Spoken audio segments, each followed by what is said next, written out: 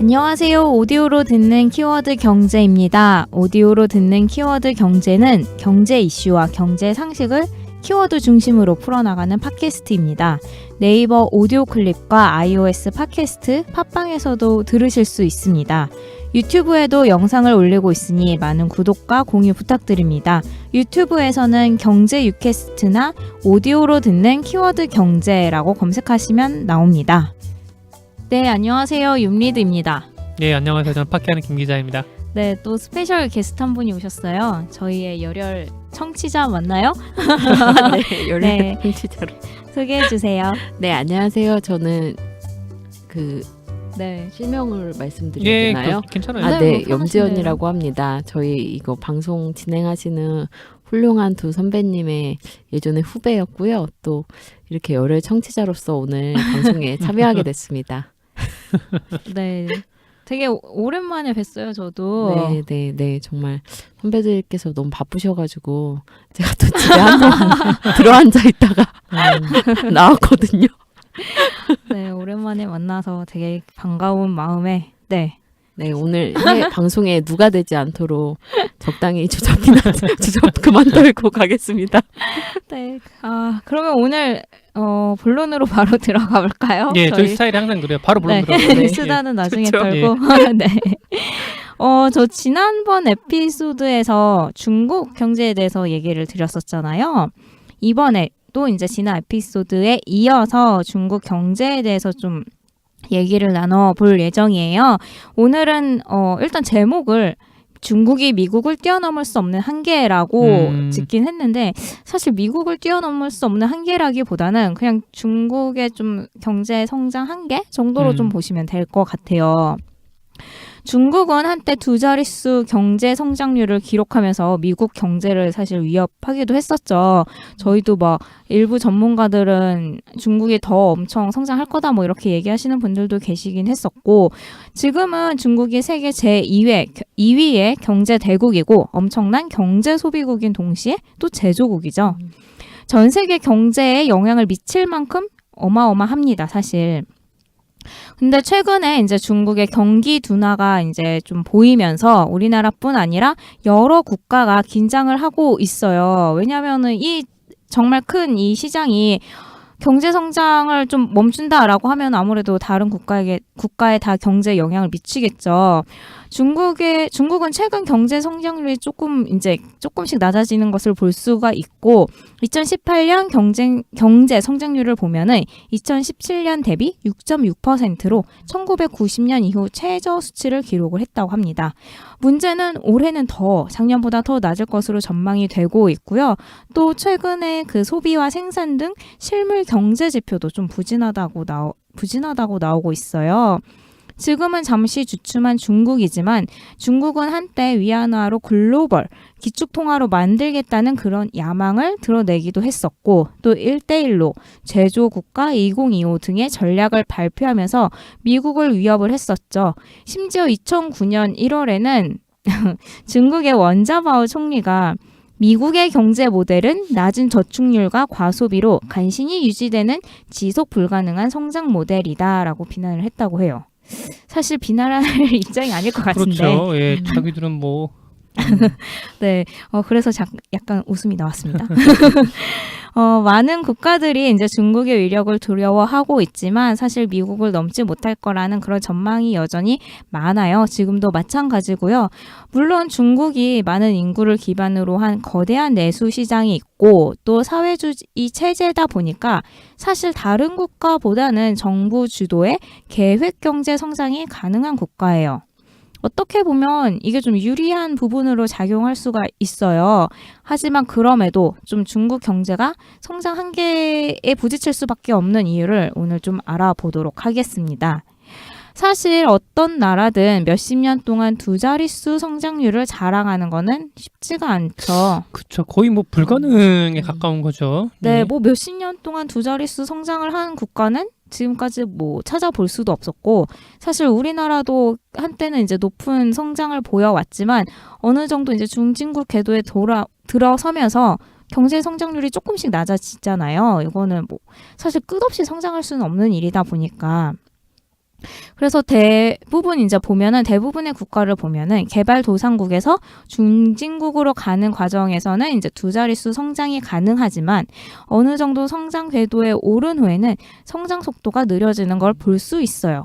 그래서 최근에 그 중국 경제 성장세도 이와 같은 것이 아니냐라는 반문을 하실 수가 있어요. 물론 맞죠. 예, 그렇죠. 하늘 끝까지 성장을 할 수는 없는 일이니까. 하지만 이제 문제는 중국 경제 성장 내막을 들여다보면 허점이 많이 있다는 거고, 그리고 중국이 아직 중진국으로 들어왔나?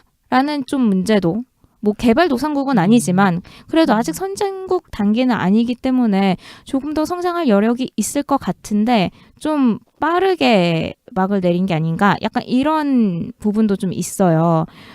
중국의 이제 그 내막을 좀 들여다 보면은 아무래도 부정부패가 좀 심하고 빈부격차, 그리고 정확하지 않은 통계 상황, 거품 등 이러한 좀 허점이 많이 남아 있어요. 이게 아무래도 중국의 그런 경제가 위험하게 쌓아 올린 그런 높은 탑과 같은 거죠. 조금만 틈이 벌어지게 되면 무너질 수밖에 없는 약간 그런 걸로 좀 보시면 될 것 같아요. 사실 이 부분은 뭐 계속 언급이 됐던 부분이긴 하죠. 예, 맞습니다. 중국의 좀 이제 그 허술한 그러한 부분 내막을 좀 더 자세히 볼게요. 중국의 부채 규모를 먼저 좀 살펴보면은 부채는 크게 가계부채, 기업부채, 정부부채로 이렇게 나눠서 볼 수가 있잖아요.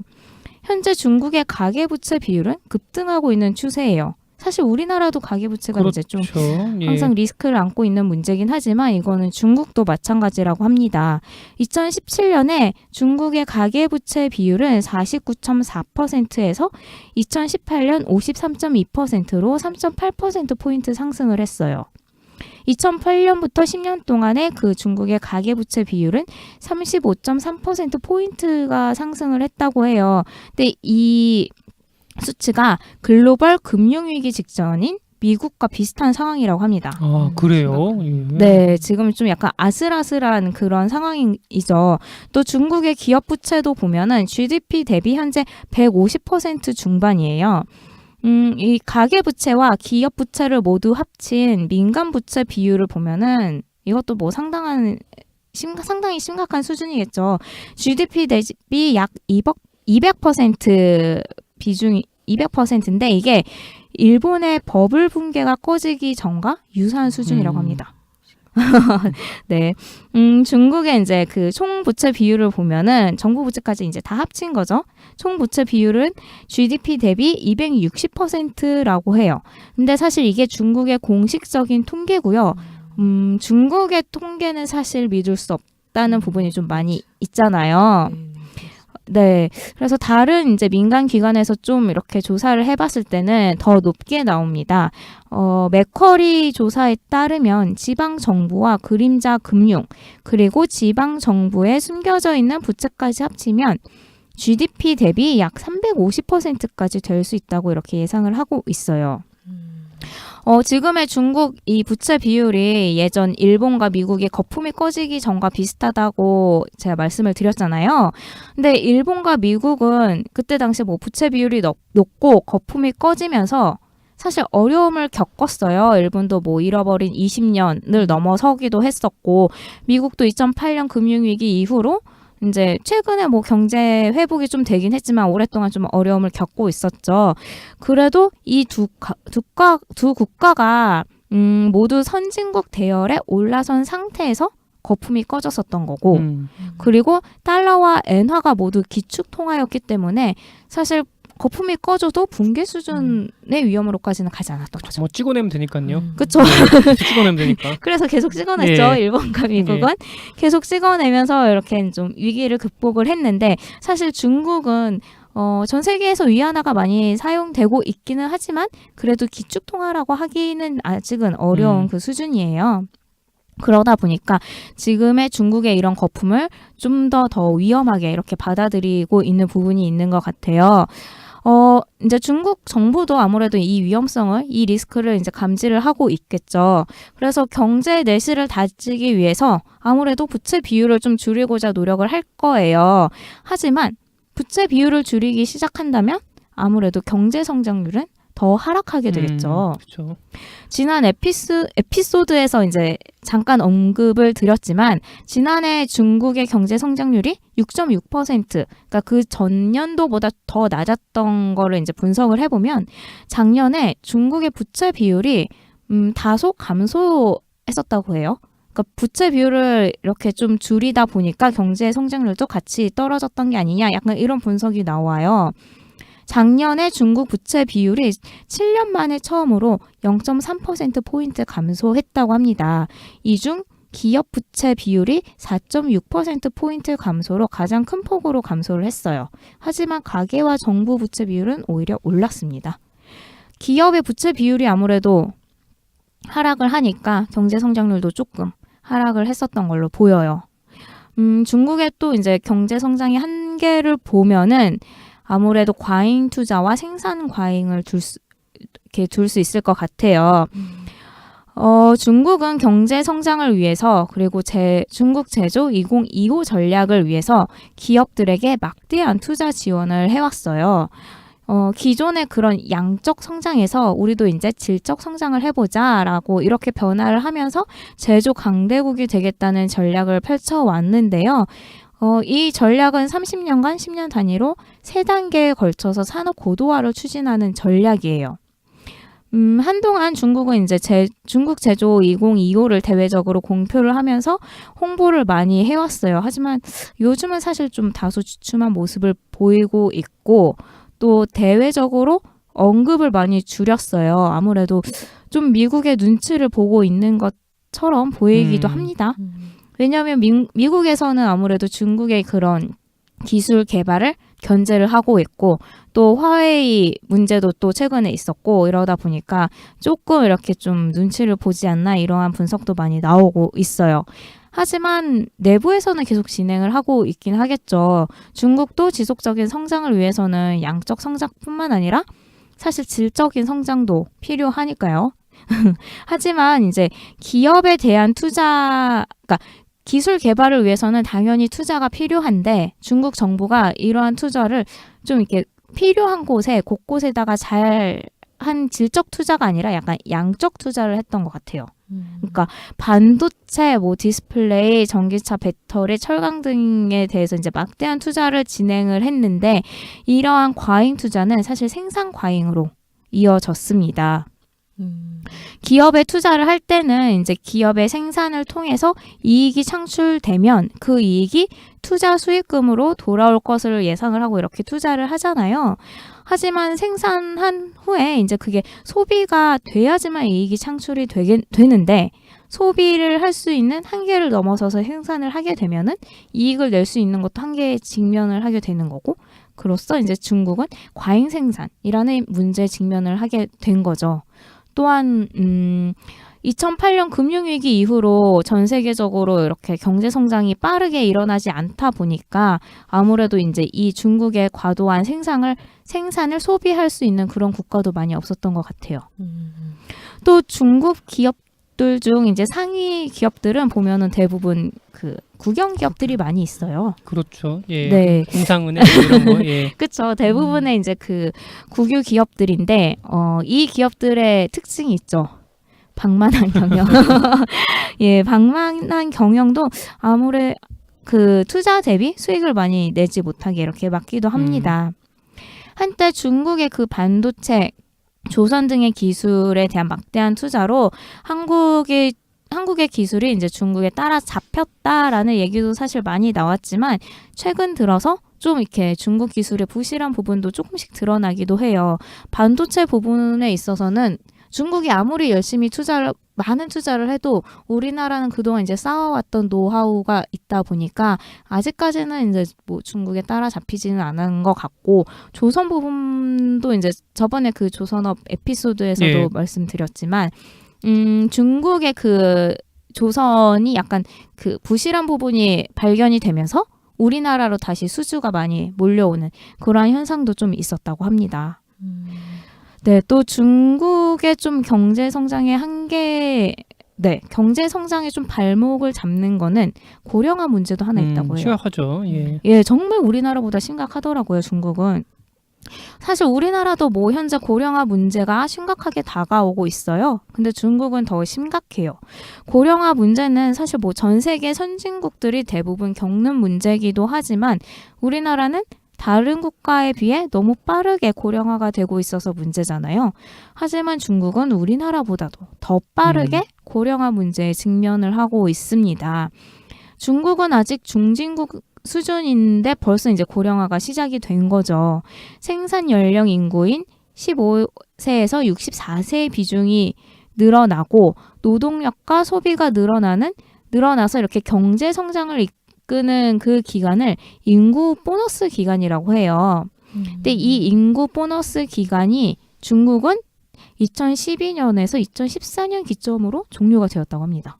이미 종료가 되었어요. 예, 그러네요. 네, 생산 가능 인구가 한국은 2017년부터 줄어들지만 중국은 이미 2014년부터 줄어들기 시작했다고 합니다. 생산 가능 인구가 줄어들었다는 것은 단순히 내수 시장이 줄어들었다는 것만을 의미하는 것은 아니에요.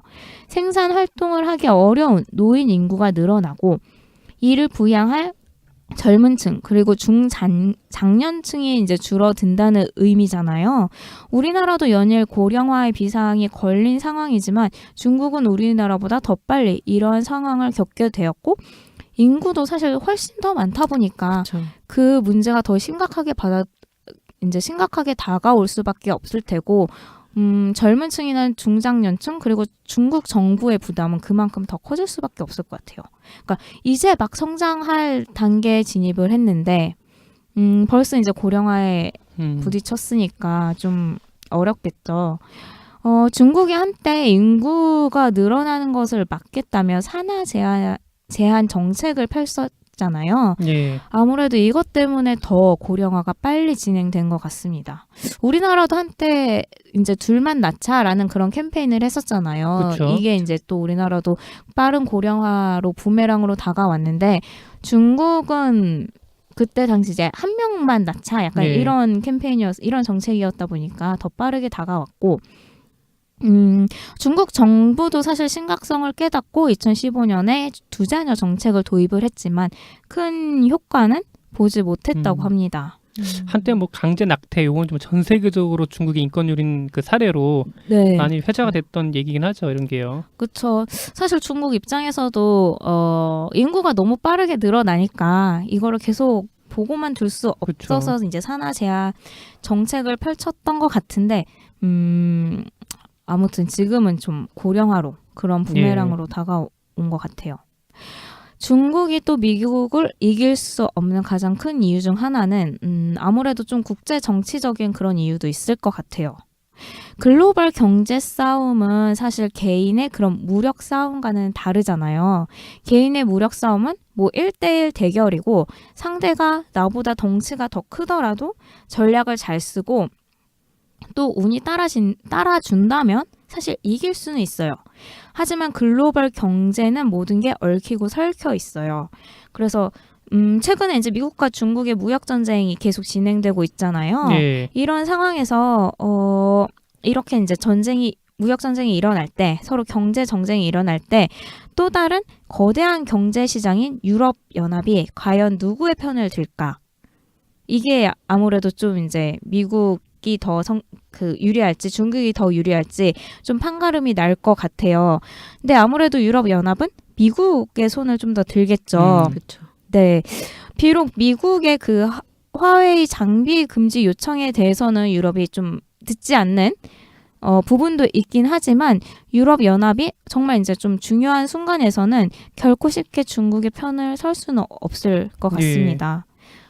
그렇죠. 아무래도 이제 중국은 정치적인 부분에서도 좀 국제적으로 많은 비판을 받고 있고 그러다 보니까 유럽 쪽에서도 큰 편을 들어주지는 못할 거예요. 또 중국이 미국을 이길 수 없는 가장 큰 이유 중 하나는 바로 달러 때문이죠. 글로벌 기축통화 달러 때문에 중국은 미국에 함부로 덤빌 수가 없습니다. 중국은 약 3조 달러, 우리나라 돈으로 3,400조 원. 이라는 예. 어마어마합니다. 3,400조 원이라는 막대한 달러 부채를 보유하고 있고 이를 계속 갚아나가야 돼요. 2008년 글로벌 금융위기 이후에 미국의 양적 완화 정책으로 달러 가치가 떨어졌어요. 그리고 그 상황에서 이제 달러 부채 금리가 하락을 하자 중국 기업이 이때다 싶어서 달러 표시 채권을 발행을 하기 시작했어요. 이게 이제 돌아온 거죠. 되돌아온 거죠. 이제 그때 당시에는 이제 싸니까 이제 달러 표시 채권을 발행을 하면서 돈을 빌려서 그걸로 이제 성장을 해 왔는데, 이제 금리가 조금씩 오르고 있고, 미국이 만약에 작심을 하고 기준금리를 계속 올려서 달러 강세를 위해서 이제 기준금리를 계속 인상을 하게 되면은 중국 기업들은 부채를 갚아야 하는 부담감이 더 늘어나겠죠. 그렇죠. 이미 이제 그 부채 비율이 굉장히 높은 상태에서 또 이제 그 이자까지 더 많아지면은 좀 위태로워지지 않을까 싶어요. 이 외에도 사실 중국은 심각한 빈부 격차도 정말 큰 문제고 실업 문제도 좀 중국 경제 성장의 발목을 잡고 있어요. 빈부 격차는 대부분의 국가가 겪고 있는 문제점이긴 하지만 중국이 좀 더 심각하다고 그렇게 많이 알려져 있잖아요. 네. 중국의 이제 도시는 많이 발달하고 정말 부자들, 부유한 사람들은 많지만 또 농촌으로 가면은 농촌에는 여전히 이제 일자리를 구하지 못한 사람들도 많이 있고 또 이제 그 가난한 빈곤한 사람들도 굉장히 많이 있어요. 중국인 중 절반은 하루에 10달러, 한국 돈으로 약 1만 원으로 이제 이 하루 1만 원의 벌이로 생계를 이어나가고 있다고 합니다. 이게 중국인 절반이 이렇게 빈곤하다 예. 보니까 7억 명 거의 그 정도잖아요. 네. 그러다 보니까 좀 사실 이게 다 같이 잘 살아야 좀 더 지속적이고 꾸준한 경제 성장이 가능한데 이러한 부분 때문에 좀 중국 경제 성장에 한계가 있지 않을까 이러한 부분이 좀 있어요. 이 외에도 앞에서도 말씀드렸지만 부정부패와 통계 조작 뭐 이러한 부분은 여전히 좀 골칫거리로 남아 있고요. 중국의 경제 규모는 커졌지만 이를 또 따라잡지 못하는 소프트 파워 등도 좀 그 성장의 한계가 되지 않을까라고 싶습니다. 네, 중국 경제에 대해서는 정말 얘기를 해도 끝이 없는 것 같아요. 예. 하지만 또 다음에 또 시간이 되면은 더 알아보도록 할게요. 네. 네. 오늘 중국 경제에 대해서는 여기까지 준비를 했고요. 네. 뭐 예. 또 하실 말씀 저기 또 있으실까요? 저기 염지연님이 또 중국 예전에 또 통이셨잖아요. 통이 아니고 여러분 중국어는 종로에서 배우시는 겁니다. 절대 중국에서 예. 배우시는 게 아닙니다. 아, 중국 갔다 오셨나요? 네. 그때 당시와 지금 비교해봤을 때 좀 어떠신 것 같아요? 그런데 그때보다는 물가가 예. 그때는 사실 한국 유학생들이 정말 있기가 좋을 만큼 물가가 굉장히 저렴했는데 지금은 뭐 높은가요? 저희보다도 더 뭐 상하이나 도시별로 다르지만 뭐 네. 농촌에 가면은 조금 더 그렇다고 해도 뭐 상하이나 베이징은 저희보다도 훨씬 이 생활 물가가 높다고 하더라고요. 집값도 많이 비싸고. 진짜 거기 그러면 일반 중국인들 오죽이나 하겠어요, 진짜. 예. 중국도 지금 부동산 거품이 장난이 아니라고 그러니까 들었어요. 가격이 네. 그냥 쌓일 수밖에 없죠. 예. 근데 진짜 빈부격차 그 말씀이 맞는 게 거기 그 호적이 예를 들어 도시 호적이 없거나 그런 친구들은 도시에서 일을 해도 보장받을 수 없는 게 진짜 많거든요. 근데 제가 알고 있었던 뭐 예를 들어 공산당 원이거나 또는 뭐 굉장히 집안이 좋은 친구들은 1년에 한 6개월 이상 뭐 태국이나 네. 외국에서 항상 살고 거기다도 또 집을 두고 뭐 공기 안 좋을 땐 거기서 살다가 이렇게 들어오기도 하고 그리고 뭐 진짜 치과 치료 받으러 일본 갔다가 잠깐 오고 그런 친구들도 되게 많았어가지고 진짜 심각하다는 생각이 많이 들더라고요. 네. 그래도 중국의 경제가 어느 정도 이제 그래도 성장을 해야 사실 우리나라도 그 좀 그쵸. 덕을 보지 않습니까? 네. 그렇죠. 그래서 좀 많이 우려되는 부분도 좀 있습니다. 예. 중국이 좀 약간 연착륙으로 가야 되는데 갑자기 무너지면 또 우리나라가 바로 그냥 직격탄 맞을 수가 없으니까 예. 계속 주시하고 살펴봐야 될 것 같아요. 네, 그렇습니다. 이래서 이웃을 잘 만나야 된다. 네. 예. 감사합니다. 감사합니다. 고생하셨습니다.